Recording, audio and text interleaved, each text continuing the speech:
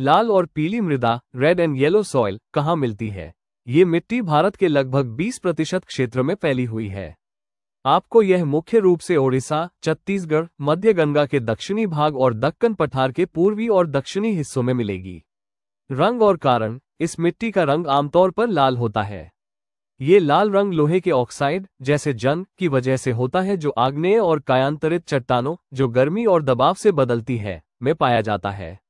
जब इसमें पानी मिल जाता है तो इसका रंग पीला हो जाता है। बनावट, ये मिट्टी आमतौर पर महीन दाने वाली होती है, लेकिन कहीं कहीं मोटे दाने भी मिल सकते हैं। उर्वरता, ये मिट्टी आमतौर पर बहुत उपजाऊ नहीं होती।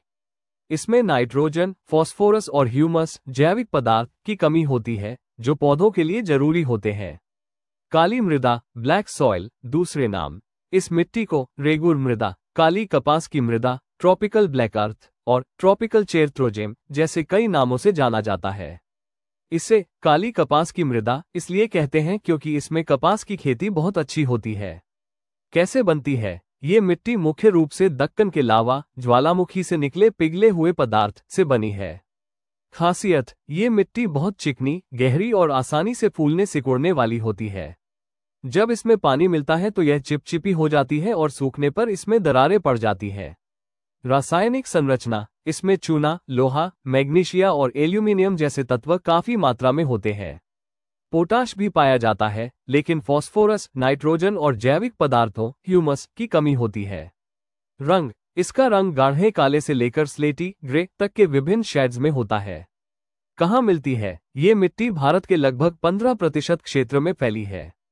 प्रमुख रूप से यह महाराष्ट्र, पश्चिमी मध्य प्रदेश, गुजरात, आंध्र प्रदेश, कर्नाटक, राजस्थान और तमिलनाडु के कुछ हिस्सों में पाई जाती है। उत्तर प्रदेश के जालों, हमीरपुर, बांदा और झांसी जिलों में भी यह मिलती है। लेटेराइट मृदा, लैटेराइट सॉइल, कहाँ और कैसे बनती है? ये मिट्टी उन जगहों पर बनती है जहां बहुत गर्मी पड़ती है और भारी बारिश होती है। भारी बारिश के कारण मिट्टी के ऊपरी परतों से घुलनशील पोषक तत्व जैसे सिलिका नीचे की परतों में बह जाते हैं, जिसे निक्षालन, लीचिंग कहते हैं। विस्तार, ये मिट्टी भारत के करीब 4% क्षेत्र में फैली है। कहाँ मिलती है? यह मुख्य रूप से कर्नाटक, केरल, तमिलनाडु, मध्य प्रदेश, ओडिशा और असम के पहाड़ी क्षेत्रों में पाई जाती है। रासायनिक संरचना और उर्वरता, लैटेराइट मिट्टी में रासायनिक संरचना और ऊंचाई में एक सामान्य संबंध होता है। इसमें आमतौर पर जैविक पदार्थ, नाइट्रोजन, पोटाश और चूना कम मात्रा में होते हैं। यह आमतौर पर कम उपजाऊ होती है, लेकिन खाद और सिंचाई से इसकी उर्वरता बढ़ाई जा सकती है। ये काजू, चाय और कॉफी जैसी फसलों के लिए उपयुक्त